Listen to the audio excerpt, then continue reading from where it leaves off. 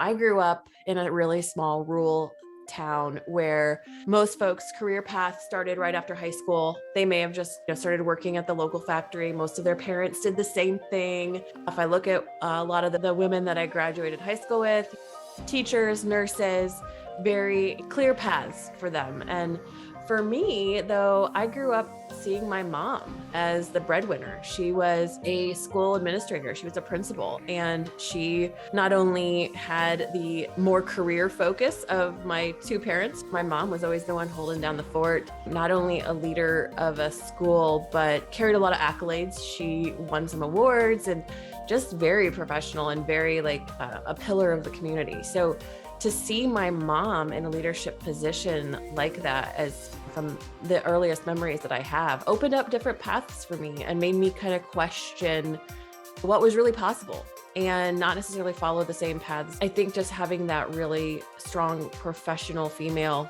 in my home gave me the courage to pursue other things. Because I thought I was going to be a teacher, I still found myself in a career, and there's so many parallels I even draw every day in what I do as similar to what teachers do. I happen to be in a learning and development role right now. Obvious translation. I've applied the same passion for teaching and educating people.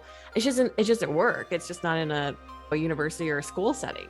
So it's not that I've chosen something that I wasn't always passionate about. I just found a different avenue to display that same skill and that same interest in creating an environment where I get to upskill people. And I've gotten into a path where I'm focused primarily on leadership skills. Again, I relied on my community as I was making that big choice. Just prior to that summer winding down and making that kind of decision, my dad had actually passed away earlier that year. And he was the one who just gushed about Sarah getting this job. She's working on this project where she's creating an interview guide that will be used for every single person who's hired at Kellogg, whether it be somebody who's operating a line making Pop-Tarts or a senior executive in Australia. Sarah's creating these questions and this rubric for selection. She's training managers on how to use it, and it's all part of her area of expertise. And when my dad could theme